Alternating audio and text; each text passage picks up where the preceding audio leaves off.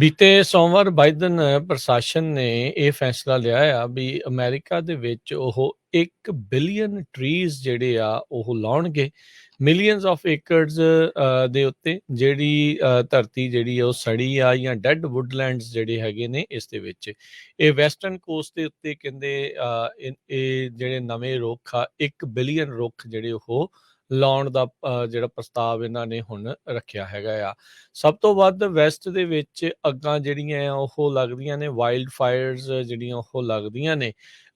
ਇੱਦਾਂ ਵੀ ਹੁੰਦਾ ਹੈ ਕਈ ਵਾਰੀ ਫੋਰੈਸਟ ਨੂੰ, ਜੰਗਲਾਂ ਨੂੰ ਹੀ ਜਿਹੜੀ ਬਿਮਾਰੀ ਵੀ ਪੈ ਜਾਂਦੀ ਆ, ਤੇ ਹੋਰ ਕਈ ਕੁਛ ਅਸਰ ਜਿਹੜੇ ਕਲਾਈਮੇਟ ਚੇਂਜ ਦੇ ਕਰਕੇ ਕਹਿੰਦੇ ਇਹਨਾਂ ਉੱਤੇ ਪੈ ਰਹੇ ਹੈਗੇ ਆ।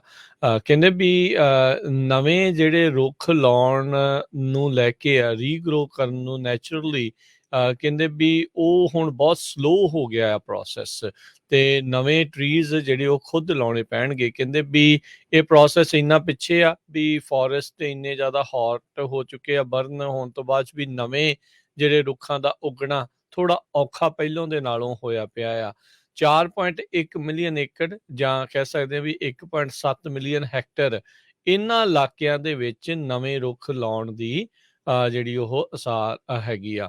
USDA ਕਹਿੰਦੇ ਆ ਵੀ ਉਹਨਾਂ ਨੂੰ ਆਪਣੇ ਜਿਹੜੀਆਂ ਟਰੀ ਸੀਡਲਿੰਗਸ ਆ, ਜਿਹੜੀਆਂ ਨਰਸਰੀਜ਼ ਦੇ ਦੁਆਰਾ ਪ੍ਰੋਡਿਊਸ ਕੀਤੀਆਂ ਜਾਂਦੀਆਂ, ਉਹਨਾਂ ਨੂੰ 4 ਟਾਈਮਸ 4 ਗੁਣਾ ਤੇਜ਼ੀ ਦੇ ਨਾਲ ਹੋਰ ਵਧਾਉਣਾ ਪੈਣਾ ਹੈ। ਉਨੀ ਤੇਜ਼ੀ ਦੇ ਨਾਲ ਨਵੇਂ ਜਿਹੜੇ ਰੁੱਖ ਆ ਉਹ ਪੈਦਾ ਕਰਨੇ ਪੈਣੇ ਆ, ਜੇ ਭਵਿੱਖ ਦੇ ਵਿੱਚ ਜਿਹੜੀਆਂ ਲੋੜਾਂ ਨੇ, ਮੰਗ ਆ, ਵੀ ਉਸ ਨੂੰ ਪੂਰੀਆਂ ਕੀਤਾ ਜਾ ਸਕੇ।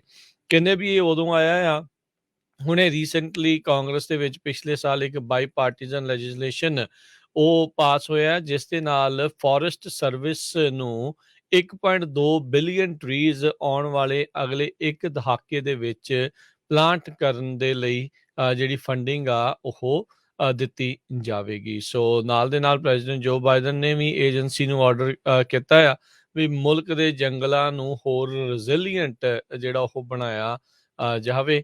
ਸੋ ਤਾਂ ਜੋ ਜਿੱਦਾਂ ਜਿੱਦਾਂ ਆਪਾਂ ਵੇਖ ਹੀ ਰਹੇ ਹਾਂ ਵੀ ਆਲਮੀ ਤਪਸ਼ ਜਿਹੜੀ ਉਹ ਵੱਧ ਰਹੀ ਆ ਉਸ ਨੂੰ ਲੈ ਕੇ। ਸੋ ਬਾਈਡਨ ਹੁਣੀ ਆਪਣੇ ਇਸ ਐਡਮਿਨਿਸਟ੍ਰੇਸ਼ਨ ਦੇ ਵਿੱਚ ਇਹ ਕਲਾਈਮੇਟ ਚੇਂਜ ਨੂੰ ਟੈਕਲ ਕਰਨ ਦੇ ਏਜੰਡੇ ਦੇ ਵਿੱਚ ਇਹਨਾਂ ਰੁੱਖਾਂ ਨੂੰ ਲਾਉਣ ਵੀ ਜਿਹੜਾ ਇੱਕ ਉਸ ਦੇ ਵਿੱਚ ਪੁਆਇੰਟ ਰੱਖਿਆ ਗਿਆ ਆ।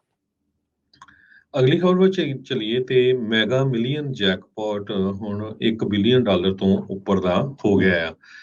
ਪਹਿਲਾਂ 830 ਮਿਲੀਅਨ ਦਾ ਸੀ, ਸੋ ਕੱਲ ਵੀ ਕੋਈ ਇਸ ਨੂੰ ਵਿਨ ਨਹੀਂ ਕਰ ਸਕਿਆ। ਹੁਣ ਇਸ ਦਾ ਅਮਾਉਂਟ $1.02 ਬਿਲੀਅਨ ਹੋ ਗਿਆ, ਤੇ ਜੇ ਕੋਈ ਜਿੱਤਦਾ ਹੈਗਾ ਤੇ ਸਾਰੇ ਟੈਕਸ ਟੁਕਸ ਕੱਟ ਕੇ ਉਸ ਨੂੰ $602.5 ਮਿਲੀਅਨ ਮਿਲ ਜਾਣਗੇ।